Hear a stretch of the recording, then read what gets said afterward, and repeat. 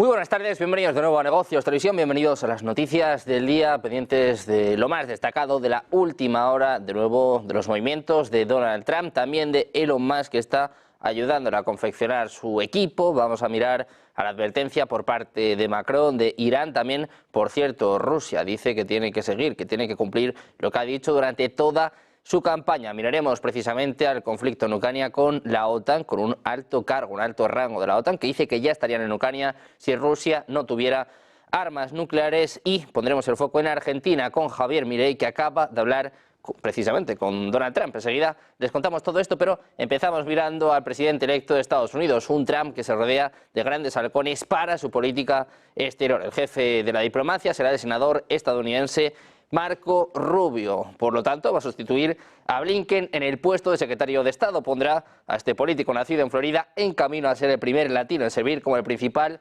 diplomático de Estados Unidos, una vez que el presidente electo republicano asuma el cargo en enero. Rubio era posiblemente la opción más agresiva en la lista de Trump para secretario de Estado, y en los últimos años ha abogado por una política exterior enérgica con respecto a los enemigos geopolíticos de Estados Unidos, incluidos China, Irán y Cuba. El presidente electo Donald Trump eligió al representante republicano Mike Waltz como su asesor de seguridad nacional. Elige así a un boina verde retirado del ejército que ha sido un destacado crítico de China. Su leal a Trump, que también sirvió en la Guardia Nacional como coronel, ha criticado la actividad china en Asia-Pacífico y ha expresado la necesidad de que Estados Unidos esté preparado para un posible conflicto en la región.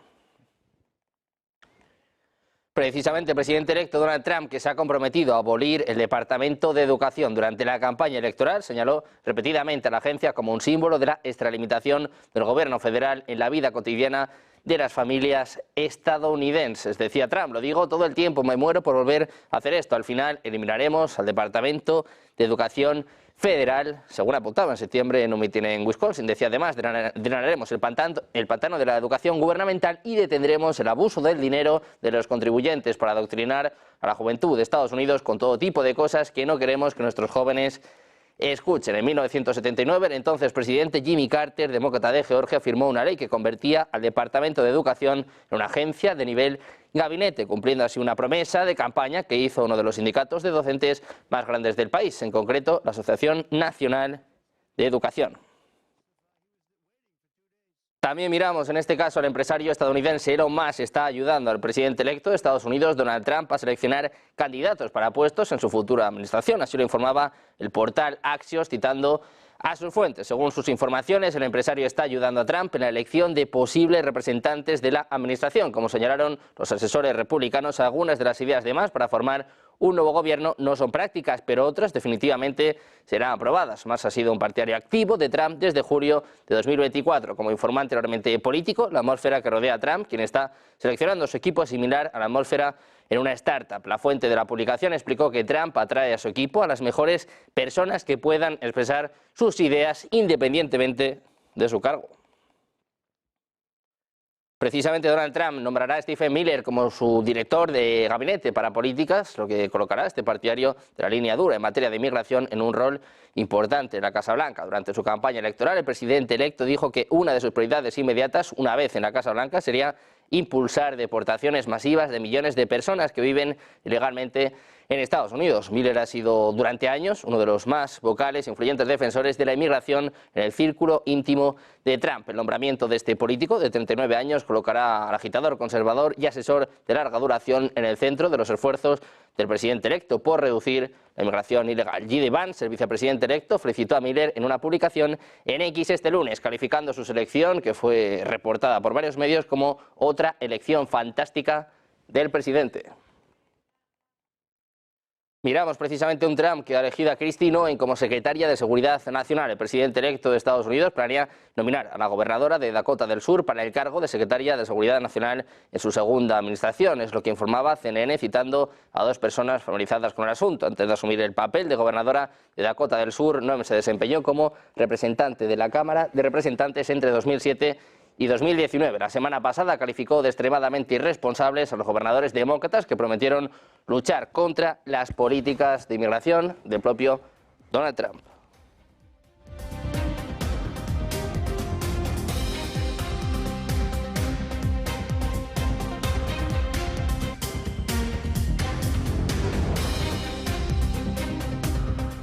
También miramos al senador estadounidense Tom Cotton, será elegido para presidir el Comité Selecto de Inteligencia del Senado de Estados Unidos, sucediendo al presidente actual, el senador de Florida, Marco Rubio, es lo que revelaba un reportero de Punchbowl News en una publicación en X. Decía, Cotton asciende al puesto mientras Marco Rubio se dirige hacia el fondo de la niebla para convertirse en secretario de Estado. Añadía que Cotton también se postula para presidente de la Conferencia Republicana del Senado. Por otro lado, recientemente se informó que Rubio será nombrado secretario de Estado del presidente electo de Estados Unidos, Donald Trump. El Comité Selecto de Inteligencia de Estados Unidos supervisa la comunidad de inteligencia del país, que incluye las agencias y oficinas del gobierno federal, que suministran información y análisis a los líderes de los poderes ejecutivo y legislativo.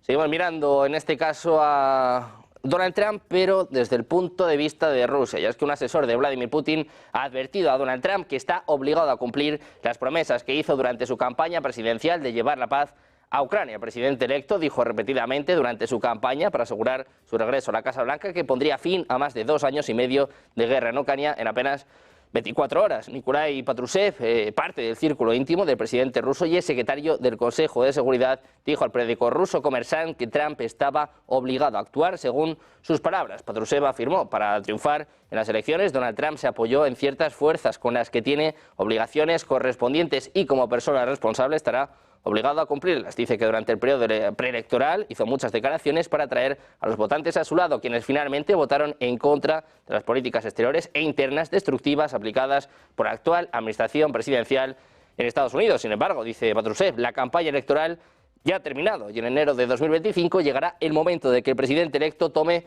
medidas concretas. Es sabido que en Estados Unidos las promesas electorales a menudo pueden diferir de las acciones posteriores. Les contamos además que es posible que el Partido Republicano conserve el control de la Cámara de Representantes en los próximos días, pero la composición de la Cámara prácticamente no cambiará a pesar de las victorias decisivas en la carrera presidencial y en las contiendas por el Senado. Se prevé que los miembros del Partido Republicano obtengan en este momento una mayoría de un solo dígito. Hasta el lunes por la noche quedaban 17 escaños en juegos en todo el país y los demócratas lideran en 9, los republicanos en 8, en 2 casos por apenas unos cientos de votos. De las contiendas ya declaradas, los republicanos han conseguido 214, 4 menos que la mayoría. Los demócratas tienen actualmente 204 escaños en la Cámara. Titulares notables de ambos partidos perdieron escaños, entre ellos el de Anthony D'Esposito en el Partido Republicano de Nueva York y Susan Wild de Pensilvania en el lado demócrata. Miramos también a Mike Johnson, el presidente de la Cámara de Representantes. Acaba de dar una conferencia de prensa en las escaleras del Capitolio, en la que dijo que planea pasar su próximo fin de semana en Mar-a-Lago discutiendo una estrategia con Trump y que esta vez no hubo fraude electoral. Dice que no se puede evitar sospechar que podría haber declarado lo contrario si Kamala Harris hubiera ganado de manera aplastante. Pero aquí estamos. Escuchamos un Mike Johnson que dice que hay muchas cosas por arreglar. I told President Trump many times, and we've all discussed, we believe we could be the most consequential Congress in the modern era, and he the most consequential president, because we quite literally have to face almost every metric of public policy. Everything is a mess, everything. So the budget reconciliation process is a very efficient means to solving a lot of that, everything related to the budget, spending, and all the rest, regulatory reform.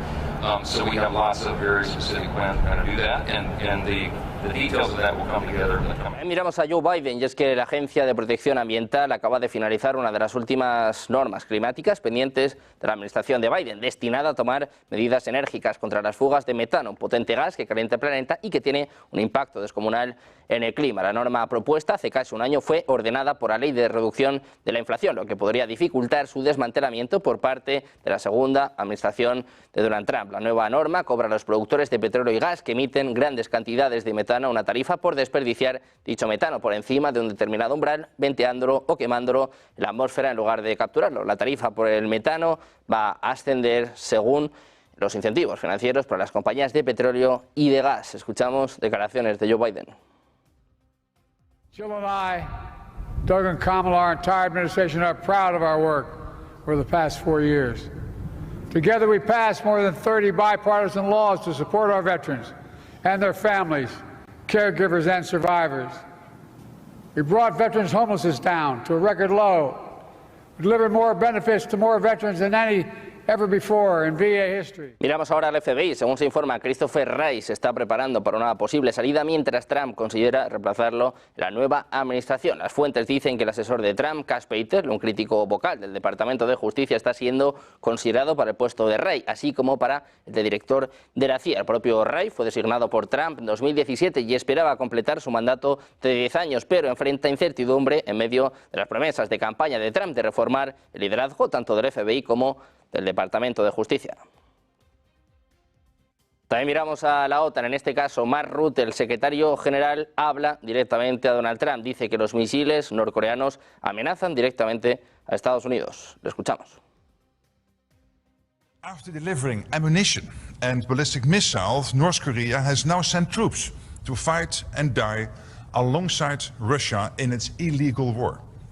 In return, Russia provides North Korea with funding and missile technology. This is very concerning. These missiles present a direct threat to the United States mainland, to Europe, to the Indo-Pacific, and to the wider Europe. Hablamos ahora del presidente de Argentina, Javier Milei. Ha conversado este martes con el mandatario electo de Estados Unidos, Donald Trump, según confirmaba el vocero de la Casa Rosada, Manuel Adorni. Durante la conversación, Trump halagó a es decir, al propio Milei, con la siguiente frase. Le decía Trump: usted es mi presidente favorito, es lo que afirmaba Adorni a través de la red social X. Esta llamada ocurre en víspera del viaje que el mandatario libertario hará esta semana a una conferencia ultraconservadora en Estados Unidos. La conversación entre Milei y Trump se produce tras la designación este mismo martes del empresario Alejandro Carlos Francisco Osenford como nuevo embajador en Estados Unidos, a quien la Cancillería define como un hombre con experiencia y compromiso que ayudará a fortalecer las relaciones bilaterales y la cooperación fructífera entre ambas naciones. También hablamos de Europa. Los funcionarios del Banco Central Europeo han advertido a Europa que se prepare para posibles tensiones comerciales con la administración entrante de Estados Unidos, que ha prometido aranceles más altos, incluido un arancel universal de importación del 10% y un arancel de 60% sobre los productos chinos. El director del Banco Central austriaco destacaba que estas medidas podrían conducir a un aumento de la inflación y las tasas de interés, lo que afectaría al euro y los precios globales. Por su parte, el director del Banco Central finlandés instaba a Europa a evitar la falta de preparación observada en 2018 y a anclar la estabilidad en medio de los desafíos geopolíticos. Hablamos ahora de Reino Unido, y es que Keir Starmer insistía en que Gran Bretaña no tiene que elegir entre la amistad con la Unión Europea o los Estados Unidos, a pesar de la reelección de Donald Trump como presidente de Estados Unidos. Hablando mientras viajaba a la cumbre climática COP29 en Azerbaiyán, el primer ministro británico restó importancia a las sugerencias de que Reino Unido podría terminar atrapado en medio de una guerra comercial entre la Unión Europea y los Estados Unidos. Se negó a comenzar a hablar sobre las exenciones británicas del plan de Trump de imponer aranceles a las importaciones tanto de China como, en este caso, de Europa. Reino Unido no se moja, advierte, dice que pueden ser amigos de Trump y de Europa al mismo tiempo.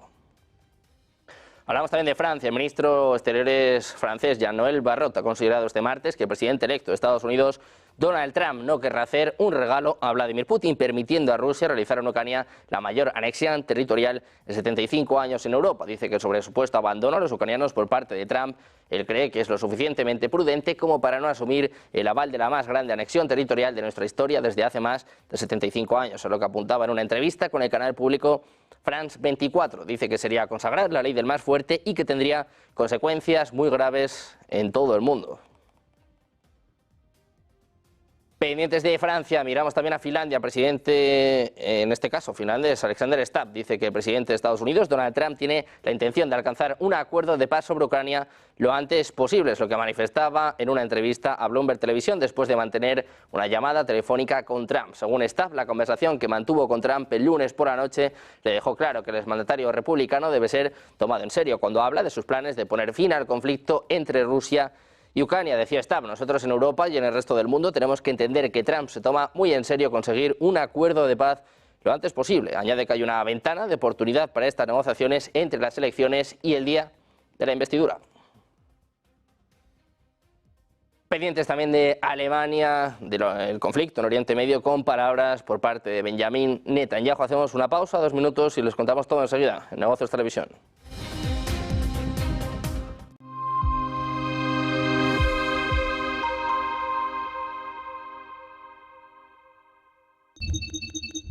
Invertir con cabeza tranquiliza tu corazón. Fondos Dunas Capital. Buena rentabilidad sin sobresaltos. Una gestión innovadora y flexible que prioriza la preservación de tu capital. Invierte tranquilamente en Dunas Capital. ¿Te preocupa que tu inquilino no pague el alquiler? Sabemos que esto puede ser un desafío. Aunque los gastos son fáciles de calcular, el verdadero reto es gestionar la falta de pago por parte del inquilino. SEAC te ofrece una garantía de renta asegurada hasta que recuperes tu vivienda, pase el tiempo que pase. Relájate. SEAC se encarga de todo. Alquila tranquilo. SEAC responde. ¿Qué cuento quieres hoy? ¿Te cuento uno de los míos? ¿El del farmacéutico? ¿O el de María, la abogada? El de Ana, la arquitecta. Vale. Eres una niña que soñaba con crear los edificios más impresionantes de la Tierra. Se pasaba el día dibujándolos. Sabía que algún día acabarían llegando a lo más alto de cada ciudad. Y que cualquier persona... Cada profesional tiene detrás una historia increíble. Creer en ella es lo que de verdad cuenta. Arquia Banca, el banco de los profesionales.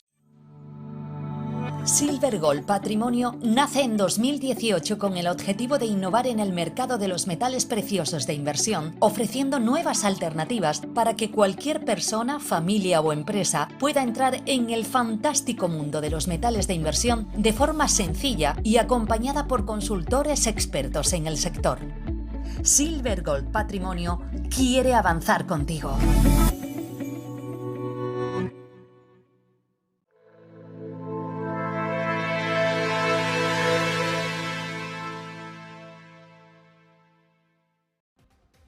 Y seguimos en Negocios Televisión mirando a la llegada de Donald Trump y también a cómo se está tomando en Europa. Hablamos de Alemania, de la ministra de Asuntos Exteriores, Annalena Baerbock, afirmaba este martes que solo podrá haber paz en Europa con los europeos y los ucranianos en la mesa de negociaciones, refiriéndose a posibles acuerdos entre el presidente estadounidense electo, Donald Trump, con terceros actores. Decía Baerbock, sabemos, lo hemos oído en las últimas 24 a 48 horas que habrá negociaciones de paz. Decía, soy escéptica, pero lo he dicho, solo puede haber paz en Europa con los europeos y sobre todo con Ucrania. Es lo que apuntaba en un panel de discusión en el marco del Foro de Política Exterior de Berlín. Ha reconocido que Trump, como nuevo presidente en Estados Unidos, supone un cambio y subrayó la necesidad de afrontar esta nueva situación de forma inteligente, al tiempo que insiste en que no habrá paz si los europeos no están en la mesa de negociaciones.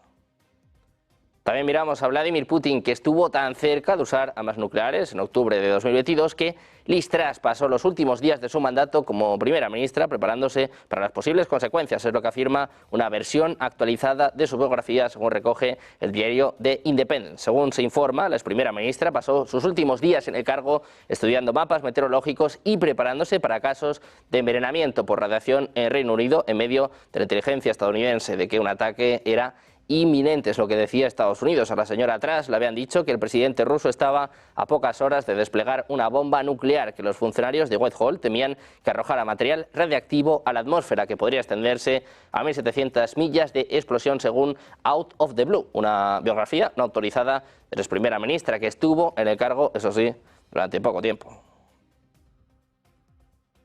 Hablamos en este caso de Rusia, del enviado especial del presidente ruso, Vladimir Putin, para Siria, Alexander Lavrentiev, ha afirmado este martes que Moscú no aceptará nuevas operaciones militares de Turquía en Siria, al término de la 22ª ronda de consultas para el arreglo del conflicto en el país árabe. La posición de la Federación de Rusia sobre la opción de nuevas operaciones de Turquía es que no las aceptaremos. Como ya hemos declarado, no aceptaremos más operaciones de Turquía. Añade que espera que la parte turca se abstenga de dar esos pasos porque pueden tener consecuencias negativas en la propia Siria.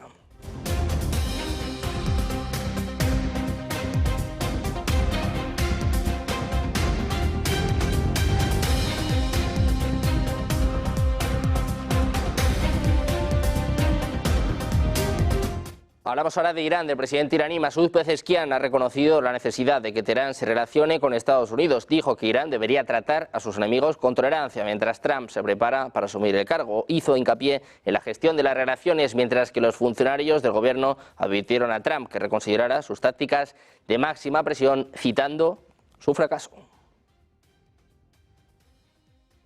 Irán, que por cierto está construyendo un túnel defensivo en la capital, en Teherán, según informaba este martes la agencia de noticias semioficial Tasnim. Todo esto después de los ataques de Israel contra objetivos en el país. El túnel, situado cerca del centro de la ciudad, conectará una estación del metro de Teherán con el hospital Imam Khomeini, permitiendo así un acceso subterráneo directo a la instalación médica. Por primera vez en el país, dicen, se está construyendo en Teherán un túnel con aplicaciones defensivas, es lo que apuntaba el jefe de transporte del Ayuntamiento de Teherán. El mes pasado Israel llevó a cabo sus primeros ataques oficialmente reconocidos en Irán, alcanzando fábricas de misiles y otros sitios cerca de Teherán y en el oeste del país, como respuesta al ataque de Irán del 1 de octubre a territorio israelí. Precisamente miramos a Israel. Al primer ministro Benjamin Netanyahu manda un mensaje claro a Irán. Advierte contra nuevos ataques sobre territorio israelí y dice que la próxima vez paralizarán su economía. Dice que el gran problema para Irán no es Israel, que son sus propios ciudadanos. Escuchamos las declaraciones de Netanyahu. Obsess about destroying Israel rather than about building Iran. What a shame. Another attack on Israel would simply cripple Iran's economy. It would rob you of many more billions of dollars. I know that you don't want this war. I don't want this war either. The people of Israel don't want this war. There is one force putting your family in grave danger. Hablamos ahora del hijo de Netanyahu, acusado al Shin Bet de intentar derrocar al gobierno de su padre y torturar a las tropas de la CFDI. Calificó las recientes investigaciones sobre la oficina del primer ministro de libero de sangre y manipulación psicológica, afirmando que su objetivo es ocultar los fallos de seguridad en torno al ataque del 7 de octubre a Gaza. Netanyahu también ha criticado abiertamente el manejo de Israel de las detenciones de oficiales de las FDI, afirmando que el propio Shin Bet ha actuado con parcialidad, comparando a Israel con una república bananera. Hablamos también del Mar Rojo con los hutíes, que han anunciado un ataque en el Mar Arábigo, en concreto con el objetivo del portaaviones estadounidense Abraham Lincoln. Es lo que está manifestando el propio portavoz de los hutíes, Yahya Sarea. En un comunicado apunta que los hutíes lanzaron varios misiles de crucero y drones contra el portaaviones estadounidense Lincoln Abraham en el Mar Arábigo y 2 destructores estadounidenses estacionados en el Mar Rojo. En ambos ataques lograron con éxito sus objetivos. El portavoz añadió que Estados Unidos se prepara para llevar a cabo operaciones hostiles contra Yemen. Sarea señaló que los hutíes consideran al enemigo estadounidense y británico responsable de convertir la región del Mar Rojo en una zona de tensión militar y de sus repercusiones en la navegación marítima. Hablamos también de Corea del Norte, que ha lanzado una dura advertencia a Occidente sobre su continuo apoyo a Ucrania, que según advierte podría conducir a una guerra destructiva con Rusia. Dice que los anglosajones pretenden empujar al continente europeo a un conflicto armado directo con Rusia, lo cual es un acto suicida, es lo que apunta el Ministerio de Asuntos Exteriores de Corea del Norte, parafraseando comentarios recientemente hechos por el ministro de Asuntos Exteriores, Sergei Lavrov. Este 4 de noviembre pronunciaba un discurso en el Simposio Internacional Inventando el Futuro en Moscú, un evento destinado a destacar perspectivas para el desarrollo de la innovación, la cultura, la ecología, la atención médica, la diplomacia y el contenido de Rusia. Lavrov aprovechaba el discurso inaugural para criticar las sanciones occidentales contra Rusia y reprender a Estados Unidos y sus aliados por su apoyo a Ucrania. También miramos a la crisis de gobierno en Alemania. El partido del canciller alemán Olaf Scholz, los socialdemócratas y los opositores demócratas cristianos han acordado el 23 de febrero como fecha para las elecciones anticipadas en Alemania. Un portavoz de la CDU confirmó que los partidos propusieron conjuntamente la fecha de la votación, aunque señaló que corresponde al presidente alemán fijar el plazo de la votación. Al final es el único que decide, según el plan aprobado por el SPD y la CDU, los 2 mayores partidos del Bundestag. Scholz presentará una moción de confianza el 16 de diciembre. Scholz había propuesto en un principio aplazar la moción de confianza el 15 de enero y celebrar elecciones en marzo, pero la CDU protestó y afirmó que era necesario adelantar las elecciones. También miramos a Antonio Guterres, el secretario general de la ONU, en la cumbre del clima que está teniendo lugar en Azerbaiyán. Dice directamente, literalmente, nos quedamos sin tiempo. Escuchamos. On climate finance, the world must pay up or humanity will pay the price. Excellencies, in this crucial period, you and your governments must be guided by a clear truth. Climate finance is not charity, it's an investment. Climate action is not optional, it's an imperative. Both are indispensable to a livable world for all humanity and a prosperous future for every nation on earth. The clock is ticking. I count on you. Y hablamos de nuevo de Ucrania, que ha estado desarrollando su plan de la victoria para la administración entrante de Trump, destacando posibles acuerdos comerciales, acceso a materias primas y despliegues de tropas en un esfuerzo por influir en el presidente electo de Estados Unidos, famoso por sus transacciones. Las propuestas surgen de las preocupaciones de funcionarios ucranianos y europeos de que Donald Trump podría actuar rápidamente para sellar un acuerdo de paz con Rusia, torpedeando en realidad el apoyo occidental a Ucrania. Dos de las ideas fueron expuestas en el plan de victoria de Volodymyr Zelensky, pensando específicamente en Trump. Una idea sería reemplazar algunas tropas de Estados Unidos estacionadas en Europa con fuerzas ucranianas después de la guerra. La otra, ideada por primera vez por el senador republicano Lindsey Graham, un aliado de Trump, según algunas personas involucradas en este diseño del plan de victoria de Zelensky, sugiere compartir recursos naturales críticos de Ucrania con los socios occidentales. Trump estaba interesado en los dos puntos, según informaba Financial Times. Por otra parte, los líderes empresariales de Ucrania también están negociando con el gobierno la opción de ofrecer a Trump poderes de selección de inversiones, lo que le permitiría básicamente elegir quién puede hacer negocios en el país.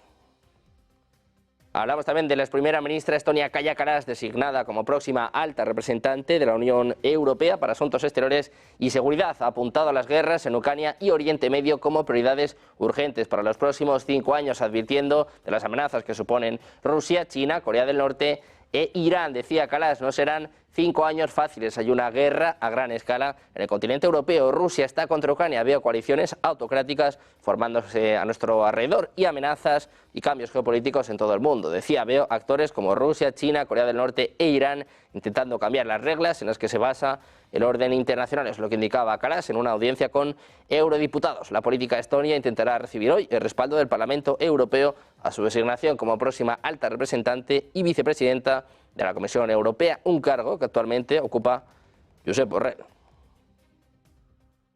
Pendientes también de las advertencias de Macron y de Rutte. Miraremos al conflicto en Ucrania con avisos por parte de Rusia. Hacemos una pausa, 2 minutos, y les contamos todo enseguida en Negocios Televisión.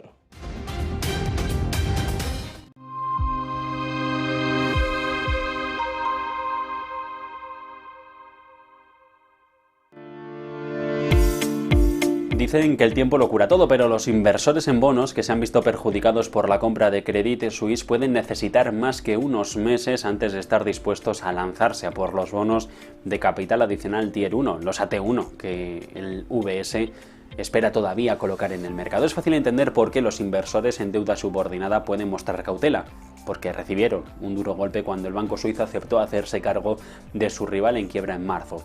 Títulos con un valor nominal de 17.000 millones de dólares que desaparecieron de un día para otro.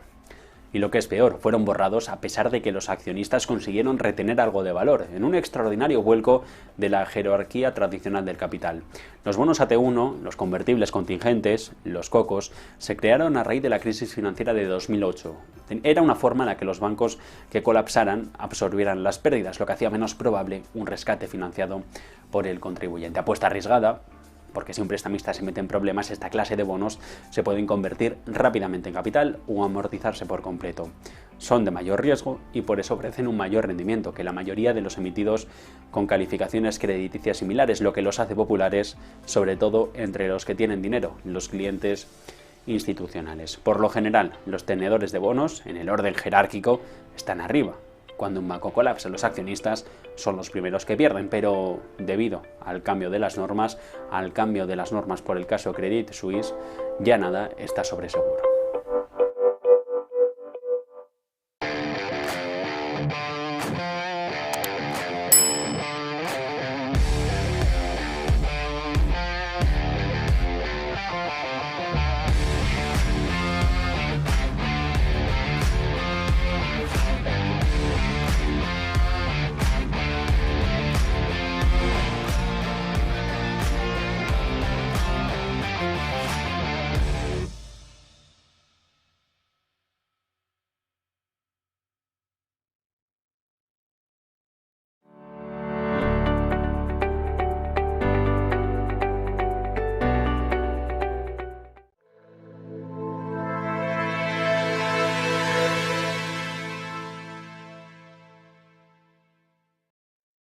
Ya estamos de vuelta en Negocios Televisión, pendientes de la última hora y poniendo el foco en el presidente francés Emmanuel Macron, junto con el secretario general de la OTAN, es decir, junto con Mark Rutte, han coincidido este martes en subrayar que el apoyo a Ucrania frente a Rusia es una prioridad absoluta y reforzar a Kiev debe ser una condición previa a cualquier negociación, después de que la vuelta de Donald Trump a la presidencia de Estados Unidos haya precipitado el debate sobre el suministro militar a largo plazo y unas posibles negociaciones de paz. Decía literalmente, una Ucrania fuerte significa que el apoyo a este país que ha sido atacado por Rusia sigue siendo una prioridad absoluta. Es lo que aseguraba el propio Macron en declaraciones junto a Rutte, que ha viajado a París para su primera reunión en el Elíseo. Macron ha advertido de la grave escalada que representa el despliegue de Corea del Norte en la línea del frente. Decía, seguiremos abogando porque la OTAN y sus aliados presten todo su apoyo al ejército ucraniano durante el tiempo que sea necesario. Reitera que esta vía es el único camino hacia las negociaciones, que tienen que ser cuando llegue el momento y sin prescindir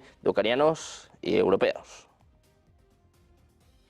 Precisamente les contamos que las tropas de la OTAN ya estarían en Ucrania y luchando contra las fuerzas rusas si Moscú no dispusiera de armas nucleares. Es lo que comenta literalmente el jefe del Comité Militar de la OTAN, el almirante Rob Bauer, citado por la revista Military Watch. Decía el propio Bauer: estoy absolutamente seguro de que si los rusos no tuvieran armas nucleares estaríamos en Ucrania echándolo a patadas. Es lo que decía en una cumbre de defensa en la República Checa. Según el militar, es la presencia de un arsenal nuclear lo que distingue al ejército ruso de otros adversarios de la alianza. Estas deliberaciones sobre el envío de militares de los países de la OTAN a Ucrania se han reanudado varias veces tras el inicio de la operación militar especial de Rusia, tras una cumbre de varios dirigentes de la Unión Europea y la OTAN en París el pasado 26 de febrero. Fue Macron el que indicó que si bien hoy no hay consenso para enviar tropas sobre el terreno de manera oficial, asumida y avalada en términos dinámicos, no había que descartar nada.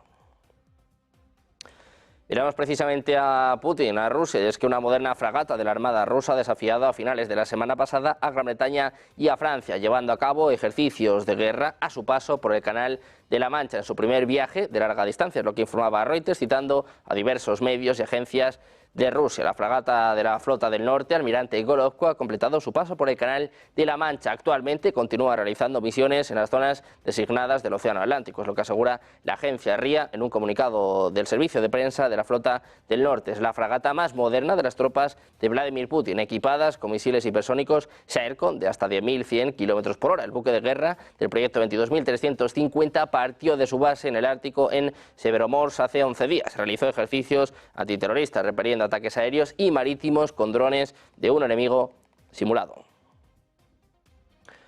Además, les contamos que dos bombarderos de largo alcance modelo Tu-22M3 de las Fuerzas Aeroespaciales Rusas han realizado este martes un vuelo planificado sobre aguas neutrales del Mar Negro, flanqueados por otros aviones de combate. Según ha detallado el Ministerio de Defensa de Rusia, estas maniobras se han prolongado por unas 5 horas y se han llevado a cabo siempre en estricta conformidad con las normas internacionales para el uso del espacio aéreo. La Fuerza Aérea Rusa lleva a cabo periódicamente maniobras de entrenamiento aéreas en zonas neutrales, si bien en otras ocasiones algunas potencias occidentales han informado de la intercepción de aviones de combate rusos rumbo a su espacio aéreo. Miramos también a Moldavia. Su Ministerio de Asuntos Exteriores ha convocado este martes al embajador ruso para entregarle una nota de protesta por 2 drones rusos que cayeron en territorio moldavo este domingo. Rusia envía periódicamente oleadas de aviones no tripulados para atacar objetivos en Ucrania. En el pasado, estos aviones se han desviado ocasionalmente hacia territorio moldavo. Hablamos también de los BRICS, con 3 miembros como son Rusia, India y China, que han dado el puntapié inicial a la agenda de desdolarización, de liquidar una parte de su comercio en monedas locales y no en dólares. Los 3 países han tenido un éxito parcial en su empeño, ya que varias transacciones petroleras se negociaron en monedas locales. Incluso Arabia Saudita se sumó a la tendencia comprando petróleo ruso y rebajando los precios para blanquearlo en toda Europa. Impresionados por el éxito de esta desdolarización, varios países del continente africano han presentado planes para dejar de lado el dólar estadounidense. Muchos países africanos se mantuvieron al margen mientras la desdolarización cobraba impulso, pero ahora están interesados en sumarse a la iniciativa. Rusia, miembro de los BRICS, se ha asociado con varios países africanos para utilizar monedas locales y no el dólar estadounidense en el comercio. El Foro de Asociación Ruso-Africana publicó en su sitio web que están trabajando en la importancia de ampliar el uso de la moneda local. Decía, subrayamos la necesidad de ampliar el uso de las monedas nacionales en las transacciones comerciales y financieras entre la Federación de Rusia y los estados del continente africano. Es lo que se lee en este comunicado. Dice además que subrayan la necesidad de utilizar estas monedas nacionales y financieras, dejando de lado al dólar. No es la única declaración que han hecho en este sentido, y es que Rusia ha tomado la iniciativa de difundir la agenda de desdolarización en África. Además, el continente podría obtener el apoyo del bloque y fortalecer sus monedas locales en el mercado.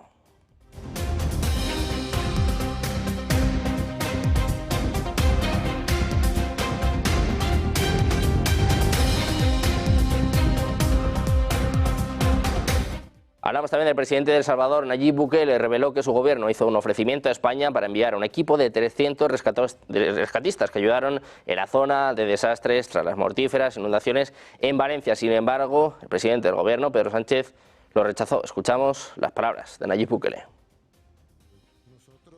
Teníamos una misión lista para ir a Valencia con 300 rescatistas, insumos médicos, alimentos, un avión lleno. Sí. Lo tenemos listo desde hace días. Entiendo que el gobierno de España, por alguna razón, no está aceptando ayuda internacional. Podemos enviarlo aquí mañana mismo. Que Dios lo bendiga. Decía Bukele, nosotros teníamos una misión lista para ir a Valencia con 300 rescatistas, insumos médicos, alimentos y un avión lleno. Lo tenemos listos desde hace días, pero decía, entiendo que el gobierno de España no está aceptando ayudas por alguna razón. Es lo que apuntaba Bukele en una comparecencia junto a su homólogo de Costa Rica, Rodrigo Chávez. También miramos al mercado de las criptomonedas. El valor del mercado global ha superado los 3 billones de dólares por primera vez en 3 años, ya que la demanda de Bitcoin y otros activos digitales aumenta por las expectativas de que la elección de Trump como presidente de Estados Unidos sea positiva para ese mercado. La cifra del proveedor de datos criptográficos CoinGecko también significa que el valor del mercado cripto ha aumentado en torno a un 25% desde el día de las elecciones de Estados Unidos, es decir, desde el 5 de noviembre. Bitcoin representa más de la mitad del mercado mundial de criptomonedas, de hecho está en torno al 60% de la dominancia. Se ha disparado, llegando hoy a la cifra de los 89.500 dólares, cuando se hacían estimaciones del mercado global, aunque, como decimos, ha llegado a alcanzar un nuevo récord, un nuevo máximo histórico en el entorno de los 89.000 dólares. Bitcoin sigue disparado tras la victoria de Donald Trump. Precisamente les contamos que Bitcoin se ha disparado por encima de los 89.000 dólares por las expectativas de que las criptomonedas experimenten un auge en un entorno regulatorio favorable tras la elección de Donald Trump como presidente de Estados Unidos y de candidatos pro cripto al Congreso. Trump adoptó los activos digitales durante su campaña, prometiendo hacer de Estados Unidos la capital criptográfica del planeta y acumulando una reserva nacional de Bitcoin. El impulso de Trump al Bitcoin está más vigente que nunca, con los republicanos a punto de tomar la Cámara de Representantes para confirmar una hora roja en el Congreso. Decían que parece que los partidarios de las criptomonedas están apostando por la desregulación de las monedas digitales, es lo que apuntaba Matt Simpson, analista senior de mercado en Citi Index, refiriéndose al control republicano de ambas cámaras. Por su parte, el dólar ha subido este martes hacia un máximo de 4 meses frente a sus principales pares, mientras que el Bitcoin extendía su alza récord debido a que los inversores siguen acumulando operaciones consideradas beneficiosas por la administración entrante de Donald Trump. El euro languideció, llegando a un mínimo de casi 7 meses, alcanzando durante la noche. El yuan, por su parte, se desplomó a un mínimo de más de 3 meses, con Europa y con China como principales objetivos de los potenciales aranceles de Donald Trump. Precisamente China, que está planeando reducir los impuestos a la compra de vivienda mientras el gobierno aumenta el apoyo fiscal para reactivar el mercado inmobiliario, que sigue en una crisis. Los reguladores trabajan en una propuesta que permitirá a las megaciudades como Shanghái y Pekín reducir el impuesto sobre la escritura de compraventa de viviendas a un 1% desde el 3% actual. Los gobiernos municipales tienen margen de maniobra para modificar las normas, una medida que arrojaría un mayor apoyo fiscal para la economía que sigue ralentizada.